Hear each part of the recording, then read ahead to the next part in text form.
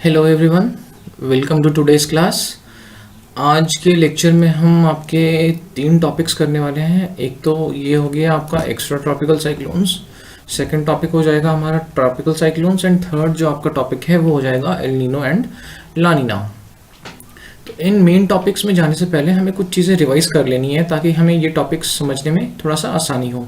तो कौन कौन से टॉपिक्स हम रिवाइज करने वाले हैं वो हम आपका देख लेंगे। फर्स्ट टॉपिक जो रिवाइज करेंगे वो है effect of rising air and sinking air. Second हो जाएगा फ्रंट फॉर्मेशन, थोड़ा सा देख लेंगे जो हमने लास्ट क्लास में देखा था। उसके अलावा हम अपवेलिंग थोड़ा सा देख लेंगे कि अपवेलिंग क्या होता है एंड कैसे अपवेलिंग हो रही होती है। उसके अलावा Walker cells and southern oscillations थोड़ा सा देखेंगे। ठीक है, तो सबसे पहले हम देख लेते हैं कि rising air and sinking air का कंसेप्ट होता क्या है। हम पहले भी डिस्कस कर चुके हैं कि जहाँ पर आपका सपोज हम अज्यूम कर लेते हैं, यहाँ पर आपका है एक हाइपोथेटिकल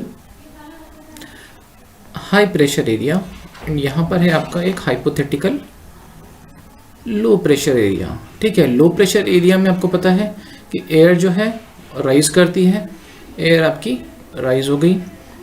एयर जब राइज करेगी तो एयर का जो मॉइस्चर होल्डिंग कैपेसिटी है वो क्या हो जाता है, कम हो जाता है। कम हो जाता है तो उसकी वजह से एयर जो है सैचुरेट कर जाएगी जल्दी एंड सैचुरेट होने की वजह से यहाँ पर क्लाउड फॉर्मेशन जो है आपको देखने को मिल जाएगा। क्लाउड फॉर्मेशन देखने को मिल जाएगा तो इसकी वजह से आपको एट टाइम्स जो है रेन होते हुए इस एरिया में दिख जाएगी। इसके जस्ट अपोजिट अगर मैं बात करूँ, हाई प्रेशर एरिया जो होता है, हाई प्रेशर एरिया में आपको देखने को मिलेगा कि एयर जो है सिंक करती है। एयर जो सिंक करती है उसकी वजह से क्या होता है, जो मॉइस्चर होल्डिंग कैपेसिटी है एयर की वो बढ़ जाती है। मॉइस्चर होल्डिंग कैपेसिटी जब सिंकिंग एयर की बढ़ रही होती है तो उसकी वजह से जो क्लाउड फॉर्मेशन के चांसेस है वो बहुत ही कम हो जाते हैं। तो यहाँ पर आपको क्लाउड फॉर्मेशन देखने को नहीं मिलेगा, यहाँ पर आपको मिलेगा देखने को क्लियर स्काइज।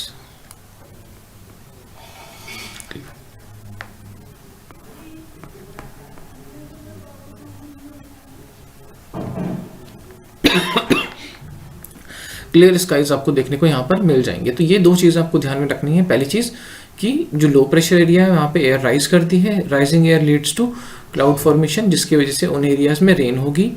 सेकंड चीज़ कि आपका जो हाई प्रेशर एरियाज है वहाँ पर एयर जो है सिंक करती है, सिंक करने की वजह से जो मॉइस्चर होल्डिंग कैपेसिटी होती है एयर की वो बढ़ जाती है। उसकी वजह से वहाँ पर आपको क्लियर स्काइज देखने को मिलेंगे एंड रेनफॉल नहीं देखने को मिलेगी।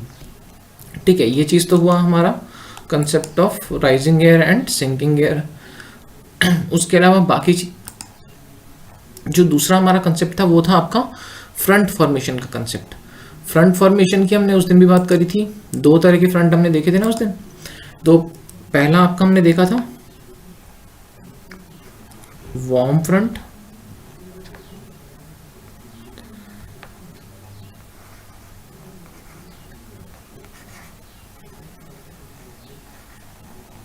वार्म फ्रंट हमने देखा था क्या था।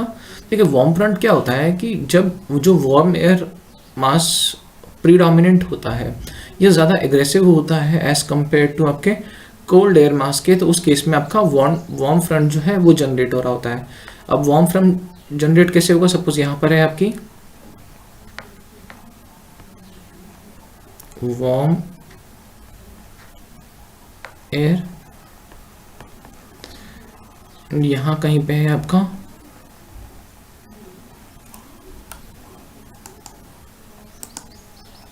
फिर से कर बनाते हैं, यहाँ पर है आपका वार्म एयर, यहाँ पर है आपका कोल्ड एयर।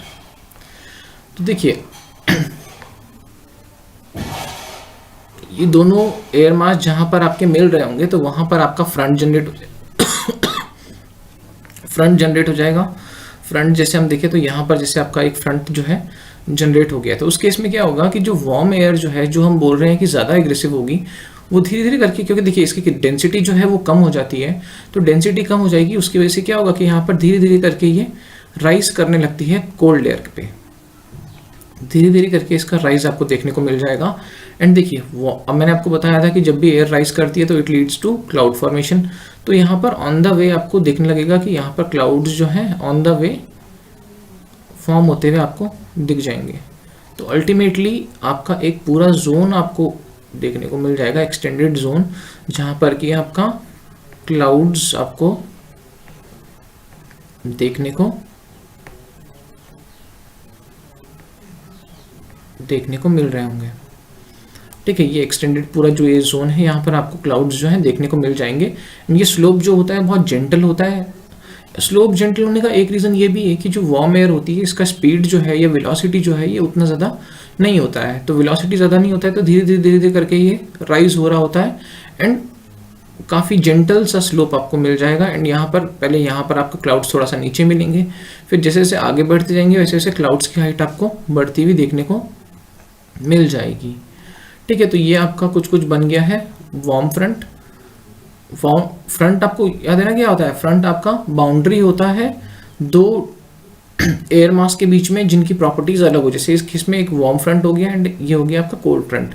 ये क्या है? वार्म है थोड़ा सा, यहाँ पर आपका क्या है? एयर जो है कोल्ड है। तो जहाँ पर ये मीट कर रहे होंगे वहाँ पर आपका फ्रंट जनरेट हो जाता है। एंड फ्रंट जो एरिया होता है वहाँ पर आपको बहुत ही जल्दी जो है प्रेशर एंड टेम्परेचर चेंजेस देखने को मिल रहे होंगे। ठीक है, कोल्ड फ्रंट थोड़ा सा देख लेते हैं। कोल्ड फ्रंट की जब मैं आपको बात बता रहा था तो कोल्ड फ्रंट के केस में जो है आपका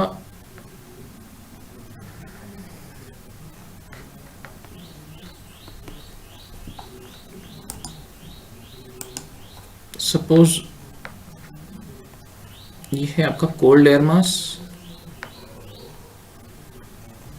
ये है आपका वार्म एयर मास।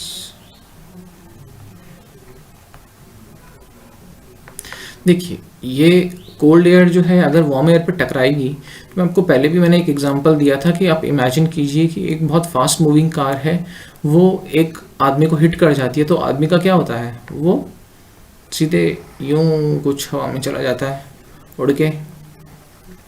सेम चीज़ वार्म एयर के केस में भी होता है कि यहाँ पर कोल्ड एयर जो है जब स्ट्राइक करती है वार्म एयर को तो ये सीधे एकदम वर्टिकली राइज करने लगता है। एंड वर्टिकल राइज की वजह से यहाँ पर आपको क्लाउड फॉर्मेशन देखने को मिलेगा। लेकिन ये जो क्लाउड फॉर्मेशन होगा ये पिछले केस की तरह ओवर लार्ज रीजन नहीं आपको देखने को मिलेगा, एक बहुत छोटे रीजन में मिलेगा। लेकिन जो क्लाउड्स होंगे वो आपके लंबे से क्लाउड्स आपको ऐसा कुछ कुछ देखने को मिल जाएगा।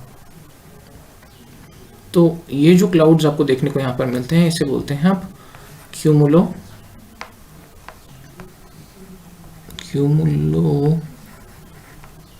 लिखने में कुछ प्रॉब्लम हो रही है लेकिन ये आप जो क्लाउड देख रहे हैं यहाँ पर इसको आप बोल देंगे क्यूमुलो निम्बस क्लाउड्स। ठीक है, तो ये आपका कोल्ड फ्रंट हो गया। इस केस में आपको देखने को मिलेगा कि जो आपके क्लाउड फॉर्मेशन हुआ है ये बहुत ही छोटे रीजन में आपको देखने को मिलेगा, बहुत ज़्यादा बड़ा इसका रीजन नहीं मिलेगा। जैसे ये है बहुत ही छोटा रीजन है एंड जो क्लाउड्स हैं वो बहुत ही लंबे क्लाउड्स हैं, यहाँ से पूरा एक्सटेंड हो रहे हैं बहुत ही ग्रेटर हाइट्स तक।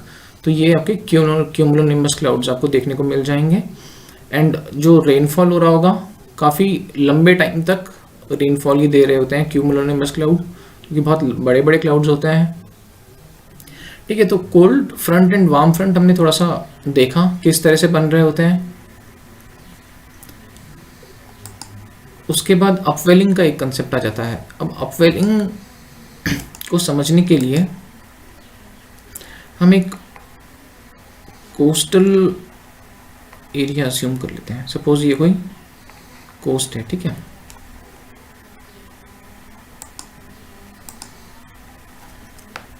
यहाँ पर कोई कोस्ट आपका हो गया है एंड यहाँ पर आपका सी है।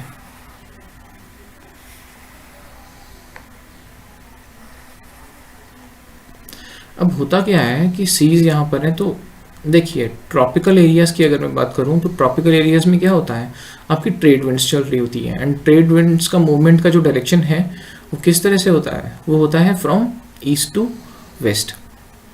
अब देखिए जो विंड का डायरेक्शन है इस तरह से हो जाएगा। अगर हम वेस्ट कोस्ट की बात करें, किसी भी एरिया में वेस्ट कोस्ट की अगर हम बात करें,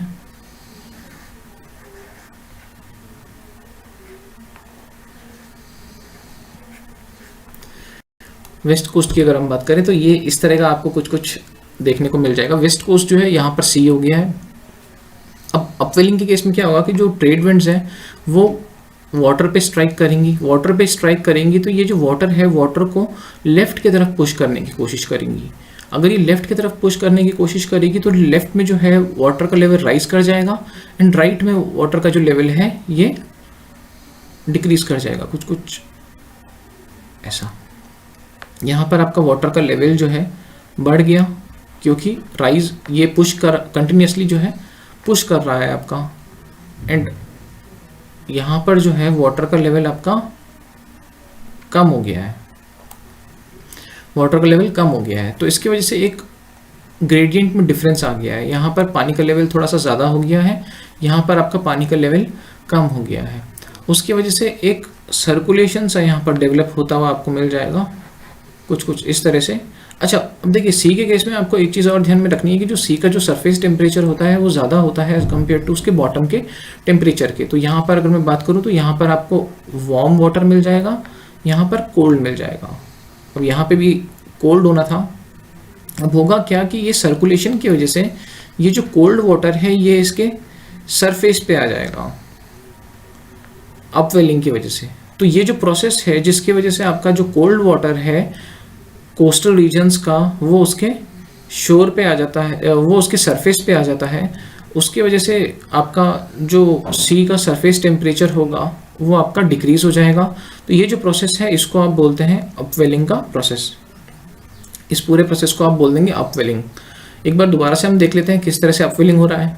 अब ट्रॉपिकल रीजन्स में आपका ट्रेड विंड्स ब्लो कर रही होती हैं and trade winds blow from east to west. तो हम यहाँ पर जो एग्जांपल ले रहे हैं ये आपका वेस्टर्न कोस्ट का एग्जांपल ले रहे हैं। तो वेस्ट कोस्ट में आपका ऑफशोर विंड्स बहेंगी, यानी कि शोर से दूर की तरफ विंड्स जो हैं जारी होंगी। तो देखिए यहाँ पर विंड्स इस डायरेक्शन में ब्लो करेंगी तो जो पानी है वाटर को पुश करेंगी आपका लेफ्ट की तरफ। अब वाटर को पुश करेंगी तो इसका जो लेवल है इस तरफ राइज कर जाएगा एंड इस तरफ आपका डिक्रीज कर जाएगा लेवल। अब यहाँ पर राइज कर जाएगा तो कुछ पॉइंट में आपको इस तरह का दिखेगा जो सी का सरफेस है। अब इसकी वजह से यहाँ पर लेवल हो गया ज़्यादा, यहाँ पर हो गया लेवल कम। इसकी वजह से एक सर्कुलेशन डेवलप हो जाएगा एंड पानी जो है कुछ इस तरह से मूव कर रहा होगा। इस तरह से मूव करने की वजह से यहाँ पर जो पानी होगा, ठंडा जो पानी है वो सरफेस पे आ जाएगा एंड ये जो पानी सरफेस पे आने का प्रोसेस है इसको आप बोल देंगे पूरे प्रोसेस को अपवेलिंग। ठीक है, आई होप आपको समझ में आया अपवेलिंग क्या हुआ। इसके बाद हम देख लेते हैं नेक्स्ट हमारा टॉपिक है वॉकर सेल का। अच्छा, लास्ट टाइम जब हम डिस्कस कर रहे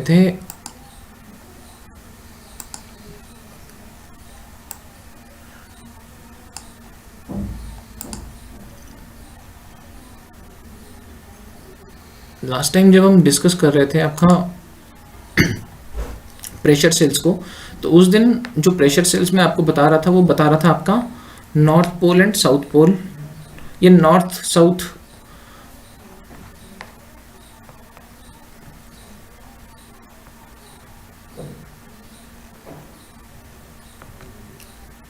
डायरेक्शन में जो प्रेशर सेल्स होते हैं हमारे, उनके जैसे सपोज ये हो गया है आपका इक्वेटर, ये हम उस दिन बात कर रहे थे 30 डिग्री। सपोज ये हो गया आपका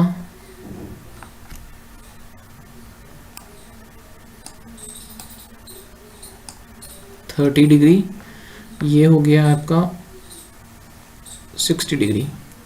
उस दिन मैं आपको बता रहा था कि यहाँ पर एक सेल जनरेट हो जाएगा, यहाँ पर एक सेल जनरेट हो जाएगा एंड यहाँ पर एक सेल जनरेट हो जाएगा। जो सेल यहाँ पर जनरेट हो रहा था उसको हम बोल रहे थे हेडली सेल, जो यहाँ पर हो रहा था उसको बोल रहे थे फेरल सेल, एंड जो सबसे ऊपर यहाँ पर आपका पोलर रीजन में जो हो रहा था उसको बोल दे रहे थे पोलर सेल। तो अब ये जो मैंने आपको डिस्ट्रीब्यूशन बताया था सेल्स का, ये आपका नॉर्थ साउथ में दिखाया था, लेकिन यही डिस्ट्रीब्यूशन अगर हम देखें आपका ईस्ट वेस्ट डायरेक्शन में, तो उस केस में जो सेल्स प्रेशर सेल्स होते हैं उनको आप एक जनरलाइज टर्म से डिनोट कर सकते हैं एंड वो जो टर्म होगा आप बोल सकते हैं वॉकर सेल। बेसिकली अगर ये कोई रीजन है एंड ये कोई रीजन है, यहाँ पर अगर प्रेशर डिफरेंस की वजह से कोई सेल फॉर्मेशन हो रहा है या प्रेशर अलग अलग होने की वजह से कोई सर्कुलेशन सा फॉर्म हो रहा है, तो इसको सर्कुलेशन को डिनोट करने के लिए आप क्या यूज़ कर सकते हैं टर्म, ये हो जाएगा आपका वॉकर सेल। ठीक है, वॉकर सेल हमने देख लिया। उसके बाद लास्ट जो हमारा रिवीजन का टॉपिक बचता है ये है आपका सदर्न ऑसिलेशन। सदर्न ऑसिलेशन आपको समझना होगा कि मैं आपको फॉर सेक ऑफ सिंप्लिसिटी हम एक एग्जांपल ले लेते हैं। यहाँ पर ये कोई रीजन था, सपोज इसे बोल लीजिए रीजन ए, ये कोई रीजन है, इसको बोल लीजिए आप रीजन बी। अगर ए पर लो प्रेशर है, बी पर हाई प्रेशर है किसी पॉइंट पे, तो यहाँ पर एयर जो है इसका मूवमेंट कुछ इस तरह से हो जाएगा।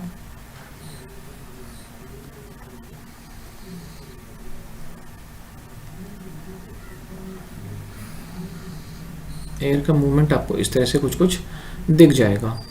अब इस पॉइंट पे यहाँ पर लो प्रेशर था, यहाँ पर हाई प्रेशर था, लेकिन जैसे ऑसिलेशन हम लोगों ने देखा है, ऑसिलेशन क्या होता है आपका, पेंडुलम का ऑसिलेशन हम सब ने देखा है कि पहले यहाँ पर पेंडुलम होगा, उसके बाद यहाँ पे शिफ्ट कर जाएगा, फिर दोबारा से यहाँ पर आएगा, फिर यहाँ पे शिफ्ट कर जाएगा। तो यहाँ पर भी क्या होता है कि पहले लो प्रेशर एरिया इनिशियली यहाँ पर था, लेकिन हो सकता है कि बाद में किसी पॉइंट पे यहाँ पर आपका हाई प्रेशर रीजन जो है डेवलप हो जाए, एंड यहाँ पर आपका लो प्रेशर रीजन जो डेवलप हो जाए। तो ये जो ऑसिलेशन है, ये जो चेंज है आपका प्रेशर कंडीशंस का, इसको आप सदर्न ऑसिलेशंस बोल देते हैं।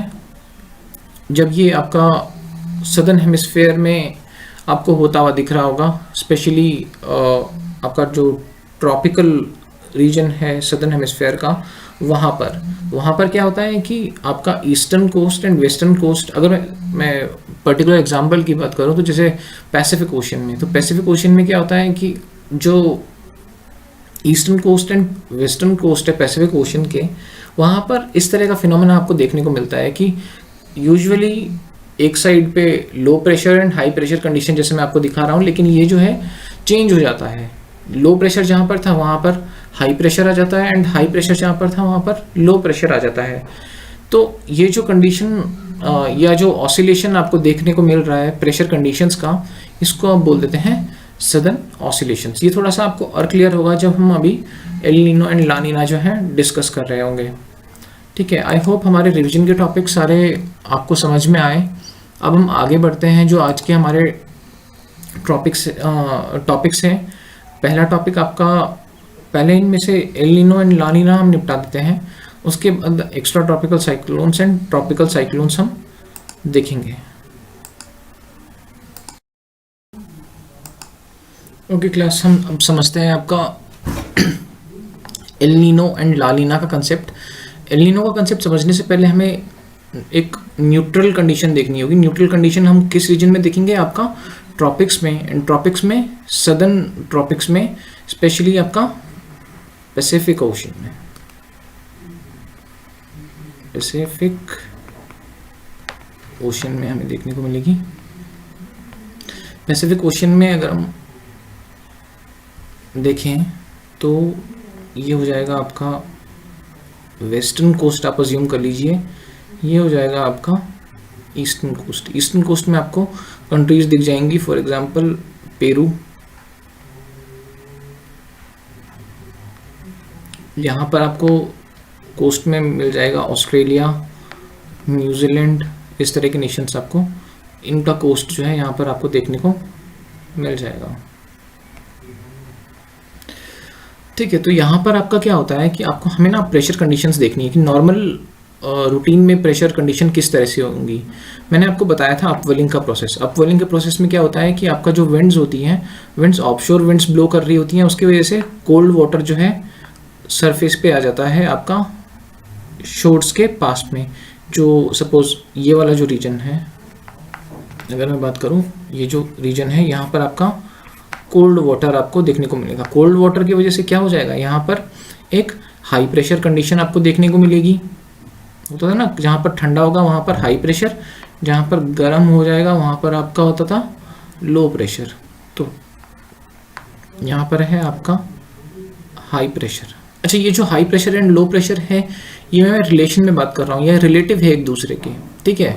तो एब्सोल्यूट हाई या एब्सोल्यूट लो देखने के बजाय हम देखेंगे कि एक दूसरे के कंपैरिजन में हाई है या लो। तो यहाँ पर हो गया है हाई प्रेशर, यहाँ पर हो गया है लो प्रेशर। अब जहाँ पर लो प्रेशर है वहाँ पर राइज करती है एयर, एयर यहाँ से राइज करी एंड यहाँ से आपका इस तरफ मूव कर जाएगी, मूव करने के बाद सिंक करेगी। अब देखो सिंक करेगी एंड यहाँ पर जो सी का जो सरफेस है यहाँ या ओशन का जो सरफेस है यहाँ पर जो मूवमेंट हो रहा होगा वो इस डायरेक्शन में कुछ कुछ आपको देखने को मिलेगा। अब देखने वाली बात यह है कि जहाँ पर ये लो प्रेशर एरिया है यहाँ पर आपका यूजुअली क्लाउड फॉर्मेशन आपको देखने को मिलेगा, रेन इस रीजन में देखने को मिलेगी। लेकिन जो ये वाला रीजन है यहाँ पर आपको ड्राई कंडीशंस यूजुअली ऑब्जर्व होंगी। आपका अपवेलिंग तो हो रहा है लेकिन इसकी वजह से क्या होगा, ड्राई कंडीशंस देखने को मिलेंगी, आपका क्लाउड फॉर्मेशन नहीं होगा या रेनफॉल जो है नहीं आपको कोस्टल रीजन में देखने को मिलेगी, पेरू वाले कोस्टल रीजन में, ठीक है। अब ठीक है, ये वाला जो रीजन है आप इसको मतलब इंडियन ओशन वाला रीजन भी मान सकते हैं कि इंडियन ओशन, क्योंकि इस तरफ आपका इंडियन ओशन हो गया है, यहाँ पर आपका पैसिफिक ओशन था। तो ये पैसिफिक ओशन की कंडीशन है, ये मैंने आपको बताई न्यूट्रल कंडीशन कि जब नॉर्मल रूटीन में चीज़ें चल रही हैं। अच्छा, यहाँ पर अपवेलिंग क्यों हुई थी, यहाँ पर क्योंकि ट्रेड विंड्स की वजह से। ट्रेड विंड्स जो होती हैं आपका क्या होती है, ऑफशोर विंड होती है। कहाँ पर, आपका वेस्टर्न कोस्ट पे। जैसे ये जो है यहाँ पर हम बात करें तो यहाँ पर ट्रेड विंड्स का डायरेक्शन क्या होगा, ये इसकी वजह से पहले अपवेलिंग हुई, अपवेलिंग की वजह से ठंडा पानी जो है वो सरफेस पे आया, ठंडा पानी सरफेस में आया तो यहाँ पर हाई प्रेशर कंडीशन जो है डेवलप हो गई। हाई प्रेशर कंडीशन यहाँ पर हो गई आपकी लो प्रेशर कंडीशन। अब लो प्रेशर कंडीशन की वजह से यहाँ पर एयर जो है राइज कर रही है एंड एयर मूवमेंट आपको इस डायरेक्शन में देखने को मिलेगा एंड यहाँ पर अल्टीमेटली एयर जो है आपका सिंक कर रही है। तो ये हो गई आपकी नॉर्मल कंडीशन कि नॉर्मल टाइम्स में किस तरह से होता है। और ये जो सेल है, ये जो हम देख रहे हैं, इसको आप क्या बोल सकते हैं जनरल टर्म,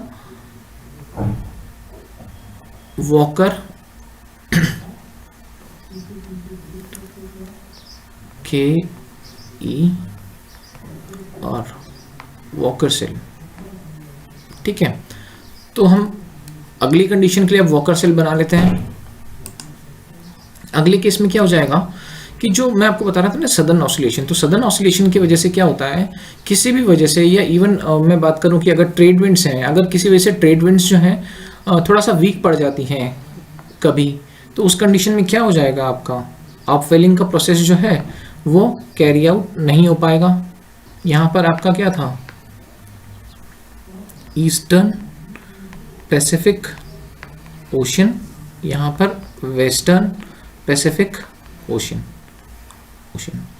तो देखिए यहाँ पर क्या हो जाएगा आपका, उस कंडीशन में सदर्न ऑसिलेशन की वजह से पहले यहाँ पर कैसी थी, हाई प्रेशर कंडीशन थी। अब हुआ क्या कि ट्रेड विंड्स थोड़ा सा कमज़ोर हो गई, ट्रेड विंड्स कमज़ोर हुई तो अपवेलिंग नहीं हो पाई, अपवेलिंग नहीं हो पाई तो ठंडा जो पानी है वो सरफेस पे नहीं आ पाया एंड सरफेस पे वार्म वाटर ही रह गया।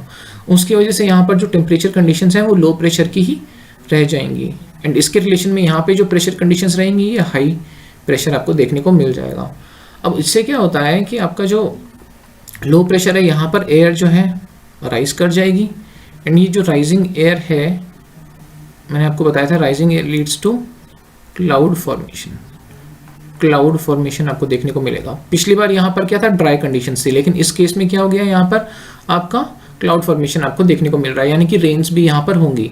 लेकिन दूसरे जो इसका अपोजिट हाफ है यहाँ पर आपको क्या देखने को मिल जाएगा कि यहाँ पर आपका क्या है, एयर जो है सिंक कर रही है and sinking air leads to clear skies. यहाँ पर क्लाउड फॉर्मेशन नहीं होगा, ना ही आपकी रेनफॉल होगी। अल्टीमेटली आपको देखने को मिलेगा कि यहाँ पर ड्राई कंडीशंस उस टाइम पे हो जाएंगी, रेनफॉल बिल्कुल कम हो जाएगी। तो ये जो कंडीशन है, इस तरह का कंडीशन जिसमें रिवर्सल हो जाता है नॉर्मल प्रेशर पैटर्न्स का, इसको आप बोल देते हैं एल नीनो। एल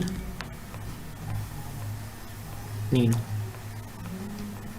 ठीक है। आपने देखा कि किस तरह से वेदर फिनोमेना जो है इफेक्ट हो जाते हैं इससे। तो यहाँ पर पेरू वाला जो रीजन है, पेरू कोस्ट जो है, यहाँ पर आपको क्या दिख जाएगा, रेनफॉल होते हुए दिख जाएगी बिकॉज ऑफ एल नीनो। लेकिन उसके अपोजिट एंड पे अगर मैं बात करूँ ऑस्ट्रेलिया में, तो ऑस्ट्रेलिया में आपको मे बी वहाँ पर ड्राउट देखने को मिल जाए सेम पीरियड में। तो माना जाता है कि एल नीनो अगर किसी साल में आपको देखने को मिल रहा है तो उसके वजह से जो समर मॉनसून्स होता है या इंडिया समर मॉनसून पे नेगेटिव इम्पैक्ट पड़ता है। हमारा जो मॉनसून है वो वीक हो जाता है किसी भी एल नीनो ईयर में। अगर एल नीनो नहीं होगा तो मॉनसून स्ट्रांग रहेगा, लेकिन एल नीनो होगा तो आपका मॉनसून जो है वीक हो जाता है, या इवन जो रेनफॉल मॉनसून की वजह से आनी हम एक्सपेक्ट कर रहे होते हैं वो कम हो जाती है। ठीक है, तो एल नीनो आपने देख लिया किस तरह से होता है, because of reversal of pressure patterns. अच्छा, इसी से मिला जुला जो टर्म है ला नीना, ला नीना के केस में क्या होता है कि जो मैंने आपको न्यूट्रल फेज बताया था ना, न्यूट्रल फेज कौन सा था, यहाँ पर लो प्रेशर बताया था, यहाँ पर आपका हाई प्रेशर बताया था। तो लो प्रेशर जो है इट बिकम्स मोर लो, मतलब and high pressure becomes more high. इसके वजह से देखिए क्या हो जाएगा, यहाँ पर ज़्यादा बारिश होगी एंड यहाँ पर आपका ज़्यादा सूखा आपको देखने को मिलेगा, ज़्यादा ड्राई कंडीशंस देखने को मिलेंगी। तो बेसिकली जो न्यूट्रल पैटर्न मैंने आपको बताया था, ये जो नॉर्मल सिचुएशन जो आपकी बताई थी वही ज़्यादा स्ट्रेंथन हो जाए, नॉर्मल सिचुएशन जो है वो स्ट्रेंथन हो जाए। जैसे कि यहाँ पर लो था तो लो जो है ज़्यादा लो हो जाए एंड प्रेशर यहाँ पर जो हाई है वो ज़्यादा हाई हो जाए, तो उसकी वजह से यहाँ पर ज़्यादा बारिश आपको देखने को मिलेगी एंड यहाँ पर आपको ज़्यादा ड्राइनेस या ज़्यादा ड्राउट कंडीशंस आपको देखने को मिलेगी। उसकी वजह से क्या हो जाता है, आपका जो न्यूट्रल जो फिनोमिना था या जो नॉर्मल सिचुएशन थी वो ज़्यादा स्ट्रेंथन हो जाती है। अब ज़्यादा स्ट्रेंथन हो जाती है तो ये जो कंडीशन है पूरी, इसको आप बोल देते हैं ला नीना। देखो एल नीनो के केस में तो रिवर्सल हो गया था, लेकिन ला नीना के केस में जो नॉर्मल न्यूट्रल पैटर्न जो था या नॉर्मल सिचुएशन जो थी उसी का स्ट्रेंथनिंग हो जाता है। तो एल नीनो और ला नीना यही होता है। इसके बाद हम देख लेते हैं हमें क्या करना है। अच्छा, अब दो टॉपिक्स हमारे रह रहे हैं, extra tropical cyclones and tropical cyclones. थोड़ा सा इन दोनों के बीच में पहले कंपैरिजन कर लेते हैं। एक बार जब हमारा कंपैरिजन कंप्लीट हो जाएगा तो उसके बाद आपका एनसीईआरटी से रिफर करके हम देख भी लेंगे कि ये साइक्लोन्स फॉर्म किस तरह से हो रहे होते हैं। ठीक है, तो जब मैं इनके कंपैरिजन की बात कर रहा हूँ, कंपैरिजन देख लेते हैं।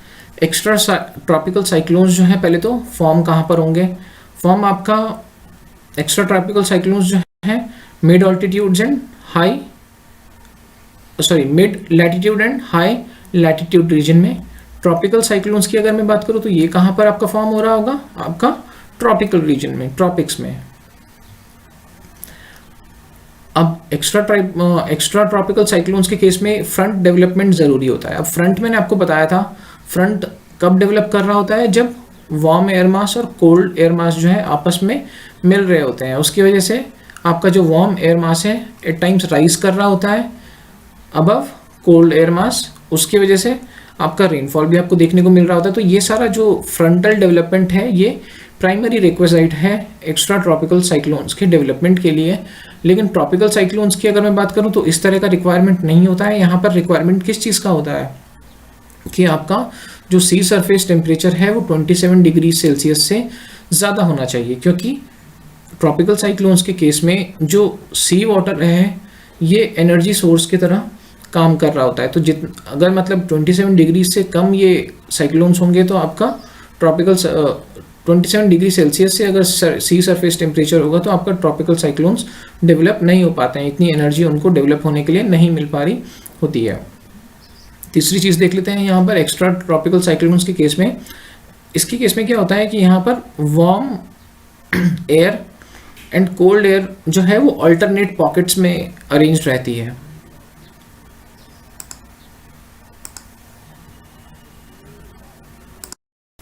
एक्स्ट्रा ट्रॉपिकल साइक्लोन्स के केस में यहाँ पर आपको it has pockets of warm air sandwich between cold air. अभी हम देखेंगे डायग्राम पे कि किस तरह से वो सैंडविच होता है।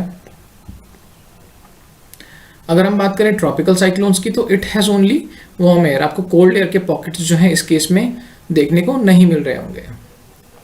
एक्स्ट्रा ट्रॉपिकल साइक्लोन्स की अगर हम बात करें तो it usually covers a larger area, बहुत लंबे लंबे डिस्टेंस तक ये ट्रैवल कर जाते हैं as compare to tropical cyclones के। ट्रॉपिकल साइक्लोन्स के केस में क्या होता है, it usually covers a small area and dissipates over land. देखिए ट्रॉपिकल साइक्लोन्स आपके जो फॉर्म हो रहे होते हैं वो they form only over seas. अब सीज से जब ये लैंड की तरफ मूव करते हैं तो जैसे ये लैंड पे स्ट्राइक करेंगे उसके बाद ये डिसिपेट होना शुरू हो जाते हैं and after travelling certain distance ये पूरा का पूरा जो आपको ट्रॉपिकल साइक्लोन्स है वो डिसिपेट कर जाएगा। लेकिन एक्स्ट्रा ट्रॉपिकल साइक्लोन्स के केस में ऐसा नहीं होता है, वो आपके सी और लैंड दोनों पे ही ओरिजिनेट करते हैं एंड दोनों पे ही ट्रैवल कर सकते हैं। उसका उस चीज़ से कोई फ़र्क नहीं पड़ता है कि लैंड पे ट्रैवल कर रहा है तो उसकी वजह से डिसिपेट हो जाएगा, ऐसा नहीं होता है। तो इसकी वजह से जो है काफ़ी बड़ा एरिया एट टाइम्स ये कवर कर रहा होता है।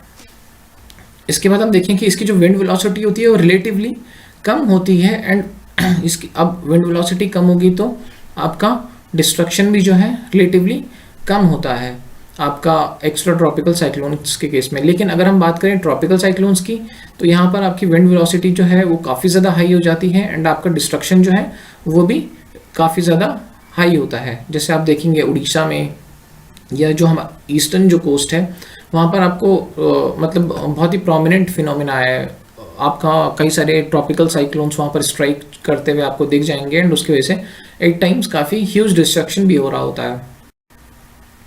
अच्छा अगर हम डायरेक्शन की बात करें तो डायरेक्शन जो है एक्स्ट्रा ट्रॉपिकल साइक्लोन्स के केस में आपको याद रखना है, they move from west to east while tropical cyclones move from east to west. जैसे देखिए उड़ीसा की मैं अगर बात कर रहा था तो वो जो साइक्लोन्स है कहाँ पर ओरिजिनेट हो रहे होते हैं, आपके बे ऑफ बंगाल में। लेकिन वहीं पे अगर मैं हमारे वेस्टर्न कोस्ट की बात करूँ तो आपको हार्डली कभी ऐसा सुनने को मिलेगा कि हाँ यहाँ पर कोई साइक्लोन जो है स्ट्राइक किया एंड वो जो साइक्लोन स्ट्राइक करते भी हैं वो भी ओरिजिनेट आपका ईस्ट में ही हो रहे होते हैं। Ultimately after moving towards west for a while they recurve towards east. तो उसकी वजह से जो हमारा वेस्टर्न कोस्ट है तो केरला वाले रीजन में कभी आपको देखने को मिल जाएगा कि हाँ कोई ट्रॉपिकल साइक्लोन जो है स्ट्राइक किया है, बट वो रेयर फिनोमेना होता है। अगर जैसे एक्स्ट्रा ट्रॉपिकल साइक्लोन्स की हम बात कर रहे थे तो extra tropical cyclones west to east आपका ट्रैवल कर रहे होते हैं। ठीक है, अब हम थोड़ा सा आपके एनसीईआरटी में रेफर कर लेते हैं। एनसीईआरटी में देख लेते हैं tropical cyclones and extra tropical cyclones and देखेंगे कि ये फॉर्म किस तरह से हो रहा होता है।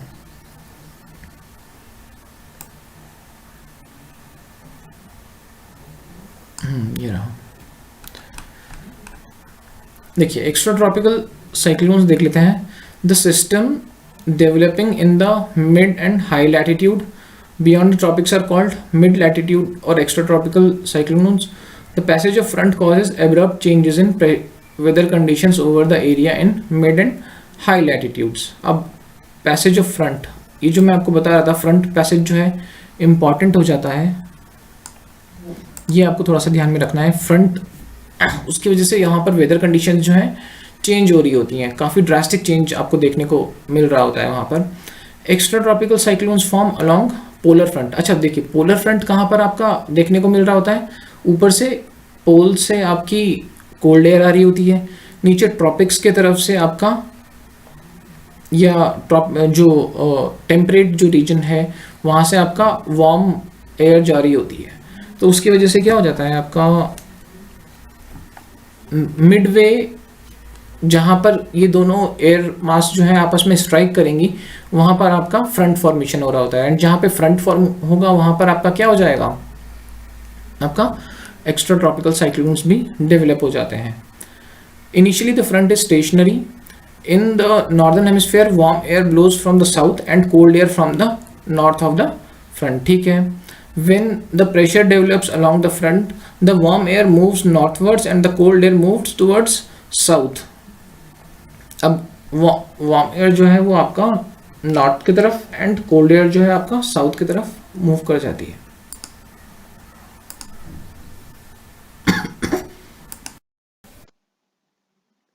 देखिए ये बोल रहा है कि the warm air moves towards north and the cold air move towards south, setting in motion anti clockwise cyclonic circulation. Anti clockwise आपको देखने को मिल जाएगा इस तरह से मूवमेंट जैसे यहाँ पर हो रहा है ना, तो एंटी क्लॉकवाइज आपको दिख जाएगा। And it leads to well developed extra tropical cyclone with warm front and a cold front. देखेंगे अभी नीचे यहाँ पर जैसे आपको दिख रहा होगा, देखिए यहाँ पर देख लेते हैं, आपका वार्म एयर है, कोल्ड एयर है। अब वार्म एयर यहाँ पर सपोज हम ले लेते हैं कि वार्म एयर जो है प्रीडोमिनेंट है, तो वार्म एयर यहाँ पर स्ट्राइक कर रही है आपकी कोल्ड एयर पे। तो कोल्ड एयर पे जब स्ट्राइक कर रही है तो वार्म एयर, ये जो आपको पॉकेट दिख रहा है, ये वार्म एयर जो है यहाँ पर राइज करती हुई है, राइज कर रही है यहाँ पर, यानी कि क्लाउड फॉर्मेशन आपको इस रीजन में देखने को मिल रहा होगा। अब राइज जो होता है, मैंने आपको बताया था कि यहाँ पर वार्म फ्रंट जो है जनरेट हो रहा है, तो वार्म फ्रंट के केस में आपको बहुत ही स्टेडी सा ग्रेडियंट दिख रहा होता है। एंड जो रीजन है, देखिए काफी लंबा रीजन है एज कम्पेयर टू इस रीजन के, क्योंकि मैं आपको बता रहा था ना कि वार्म फ्रंट के केस में काफी लंबा एरिया जो है वहां पर आपके क्लाउड्स फॉर्म हो रहे होते हैं। देखिए ये पूरा का पूरा जो रीजन है, यहाँ पर आपके क्लाउड्स फॉर्म हो रहे हैं, क्योंकि वार्म एयर जो है वो जेंटली राइज कर रही है ओवर द कोल्ड एयर। लेकिन अगर मैं बात करूं कोल्ड फ्रंट की, तो कोल्ड फ्रंट के केस में यहाँ पर जैसे है, तो जो कोल्ड एयर है वो प्रीडोमिनेंट है। कोल्ड एयर जब प्रीडोमिनेंट है तो यहाँ पर ये स्ट्राइक कर रही है वार्म एयर पे। एंड वार्म एयर जो है, आप फिर से वही चीज इमेजिन कीजिए कि कोई आदमी जो है उसको अगर पीछे से आके कार स्ट्राइक कर जाए तो वो ऊपर हवा में उड़ जाएगा। तो वही चीज यहाँ पर वार्म एयर के साथ हो रहा है कि कोल्ड एयर जो है यहाँ पर आके इसे स्ट्राइक कर रही है जोर से, एंड वार्म एयर जो है ऊपर की तरफ उड़ जा रही है। अब ऊपर की तरफ उठने की वजह से क्या हो रहा है, यहाँ पर आपको क्यूमुलोनिम्बस क्लाउड जो है फॉर्म होते हुए दिख जाएंगे। लेकिन आपको वही सेम चीज यहाँ पर दिखेगी कि आपका यहाँ पर एक्सपेंस उतना ज्यादा नहीं दिखेगा, एक्सपेंस रिलेटिवली कम है, बहुत ही नैरो सी स्ट्रिप आपको देखने को मिल रही होगी। लेकिन यहाँ पर क्या है, थोड़ा सा वाइड स्ट्रिप सी दिख रही होगी। तो एक एंटी क्लॉकवाइज डायरेक्शन में आपको यहाँ पर सर्कुलेशन देखने को मिल जाता है इस चीज की वजह से। There are pockets of warm air और warm sector wedged between the forward and rear cold air। अब जैसे मैं आपको बता रहा था कि देखिए warm air है, यहाँ पर cold हो गया, यहाँ पर cold हो गया, तो warm air is between cold air के pockets में। ये पूरा का पूरा cold air हो गया, इसके बीच में क्या फंस गया, आपका warm air का लेयर जो है सैंडविच हो गया। उसके बाद the front cold front approaches the warm front from behind and pushes the warm air up. As a result cumulus clouds develop along the cold front. The cold front moves faster than the warm front, ultimately overtaking the warm front. अब देखिए cold front जो है जब strike करेगा तो पीछे से मतलब आएगा, तो आपका इसका स्पीड ज्यादा होगा, तो ये ओवरकम कर लेता है आपका वार्म फ्रंट को। एंड अल्टीमेटली जो वार्म एयर है इसको पूरा का पूरा लिफ्ट कर देगा ऊपर की तरफ। एंड जब ये ऊपर की तरफ लिफ्ट कर देगा तो जो आपका साइक्लोन है धीरे धीरे करके डिसिपेट करने लगेगा। The process of wind circulation both at the surface and aloft are closely interlinked. The extratropical cyclones differs from the tropical cyclone in number of ways. अच्छा, ये जो वेज हैं जिनमें डिफर करता है तो ये हम ऑलरेडी देख चुके हैं, तो दोबारा से रिपीट नहीं करेंगे। लेकिन देख लीजिए एक बार, यहाँ पर देख लीजिए, जैसे कोल्ड एयर जो है, कोल्ड एयर ने फटक से यहाँ पर स्ट्राइक किया तो यहाँ पर वार्म एयर जो है यहाँ पर राइज कर गई। तो ये वाला जो फ्रंट है ये कौन सा है, आपका कोल्ड फ्रंट है। लेकिन यहाँ पर अगर हम देखें तो यहाँ पर आपका क्या है, वार्म एयर थी, ये कोल्ड एयर थी। तो यहाँ पर वार्म एयर और कोल्ड एयर, यहाँ पर जो है आपका वार्म एयर ने स्ट्राइक किया कोल्ड एयर पे, तो धीरे धीरे करके इस पे ये राइज कर रही है। बहुत ही जेंटल सा स्लोप आपको देखने को मिल जाएगा। एंड इसका एक्सपेंस भी आपको देखने को मिल रहा होगा कि काफी ज्यादा लंबा है एज कंपेयर टू इसके। देखिए यहाँ पर क्लाउड फॉर्मेशन का रीजन कितना है, सिर्फ इतना सा, लेकिन यहाँ पर क्लाउड फॉर्मेशन का रीजन कितना है आपका, इतना लंबा। तो ये आपका एक्स्ट्रा ट्रॉपिकल साइक्लोन्स देखने को मिल जाएंगे। यहाँ पर इन दोनों का कंपैरिजन दे रखा है, तो आप एक बार दोबारा से रिवाइज कर लीजिएगा इस चीज को। अब हम नेक्स्ट टॉपिक हमारा देखते हैं ट्रॉपिकल साइक्लोन्स का। ट्रॉपिकल साइक्लोन्स के केस में जैसे मैंने आपको बताया है कि जो एनर्जी प्रोवाइड कर रहा होता है वो कौन कर रहा होता है, आपका सी, या जो वार्म वाटर है सीज का, वो एनर्जी प्रोवाइड कर रहा होता है। तो देखते हैं किस तरह से ये बन रहा होता है। Tropical cyclones are violent storms that originate over oceans in tropical areas and move over to coastal areas, bringing about large scale destruction। हम देख चुके हैं कि मैंने आपको बताया था कि ये ओशंस में ही फॉर्म हो रहे होते हैं, क्योंकि एनर्जी कौन प्रोवाइड करेगा फॉर्मेशन के लिए, ओशंस प्रोवाइड कर रहे होते हैं। bringing causing violent winds, very heavy rainfall, and storm surges. This is one of the most devastating natural calamities. They are known as cyclones in Indian Ocean region. अच्छा, ये नाम आप लोगों को थोड़ा सा याद होने चाहिए, जैसे कि आपका साइक्लोन्स हो गया इंडियन ओशन में, हरिकेन्स हो गया अटलांटिक में, टाइफून हो गया आपका वेस्टर्न पैसिफिक में, and south, even South China Sea में, एंड विली विलीस इसको बोलते हैं आपका वेस्टर्न ऑस्ट्रेलिया में। अच्छा, यहाँ पर कुछ कंडीशंस दी हैं, कंडीशंस जिन कंडीशंस में आपका ट्रॉपिकल जो साइक्लोन है डेवलप करेगा। पहली कंडीशन हो जाती है large sea surface with large sea surface with temperature higher than 27 degree centigrade. दूसरा हो जाता है प्रेजेंस ऑफ कोरियोलिस फोर्स। अच्छा, कोरियोलिस फोर्स का जरूरत क्यों होता होगा? कोरियोलिस फोर्स का जरूरत इसलिए होता है क्योंकि आपका ये कर्वेचर प्रोवाइड करता है। साइक्लोन इस तरह से कुछ घूमता है, तो वो जो घूमने का रीजन यही है कि आपका जो विंड्स है, विंड्स पे आपका कोरियोलिस इफेक्ट जो है वो काम कर रहा था, उसकी वजह से ये सर्कुलर मोशन एक जनरेट कर रहा होता है। तो आपको देखने को मिलेगा कि बिल्कुल एग्जैक्टली इक्वेटर पे कोरियोलिस फोर्स जो है बहुत ही नेग्लिजिबल होती है, जीरो होती है। तो आपको इक्वेटर पे ये फॉर्मेशन देखने को नहीं मिलेगा। इक्वेटर से या फिर थोड़ा सा नॉर्थ या फिर थोड़ा सा साउथ की तरफ आपको देखने को मिल जाएगा कि ट्रॉपिकल साइक्लोन्स आपके डेवलप हो रहे होते हैं। अच्छा, यहाँ पर वर्टिकल विंड स्पीड में थोड़ा सा वेरिएशन होना चाहिए।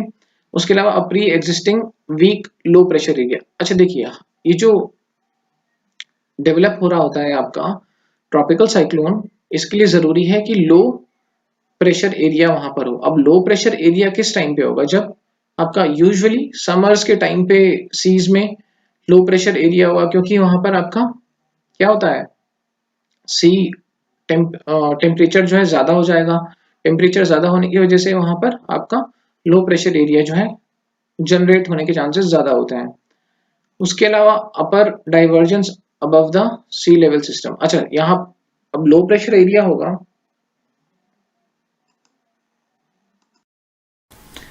देखिए लो प्रेशर एरिया अगर कहीं पे होगा, सपोज हमने यहाँ पर मान लिया आपका लो प्रेशर एरिया है, तो बाकी जगह से विंड्स आएंगी इस डायरेक्शन में, एंड लो प्रेशर एरिया यहाँ पर आपकी जो विंड्स हैं या जो एयर है वो राइज कर रही होगी। तो ये जो विंड्स आ रही हैं ये बेसिकली आपका एक पॉइंट पे क्या है, आपका सर्कुलर डायरेक्शन में मूव करनी शुरू हो जाती हैं, इस तरह से कुछ कुछ। एंड सर्कुलर डायरेक्शन क्यों इसका हो जाता है आपका? Because of Coriolis force. तो इस वजह से आपको कुछ कुछ जो साइक्लोन फॉर्मेशन है इस तरह से यहाँ पर दिखने लगेगा। साइक्लोन जब फॉर्म होता है तो बीच में एक रीजन होता है, ये आई रीजन होता है। आई रीजन इज बेसिकली काम रीजन। यहाँ पर आपको विंड्स ब्लो होती हुई नहीं ज़्यादा दिखेंगी, बिल्कुल काम रीजन है यहाँ पर। इसके जस्ट बाहर पे अगर मैं बात करूँ तो आपका आई वॉल्स होती है। आई वॉल वाला रीजन है जहाँ पर मैं आपको बताना था कि जो विंड्स हैं या जो एयर मास है वो राइज कर रहा होता है। तो ये वो रीजन है जहाँ पर आपको एयर मास जो है राइज करता हुआ दिख जाएगा। यहाँ पर आउटफ्लो जैसे यहाँ पर आपको देखने को मिल रहा होगा। एंड इसके आई वॉल से लगा हुआ ही जो रीजन है वहाँ पर आपका सर्कुलर मूवमेंट आपको दिख जाएगा विंड्स का। काफ़ी ज़्यादा हाई स्पीड विंड्स यहाँ पर आपको देखने को मिल जाएंगी। अब ये वाला जो आई वॉल वाला जो रीजन है, यहाँ पर अगर एयर जो है राइज कर रही होगी तो rising air leads to cloud formation. Cloud formation की वजह से यहाँ पर बारिश भी आपको काफ़ी ज़्यादा देखने को मिलेगी। लेकिन ध्यान में ये रखना है कि ये सब आपको देखने को मिलेगा आपका आई वॉल वाले रीजन में। एंड जो आई है बीच में, ये बेसिकली रीजन ऑफ काम आपको देखने को मिल रहा होगा।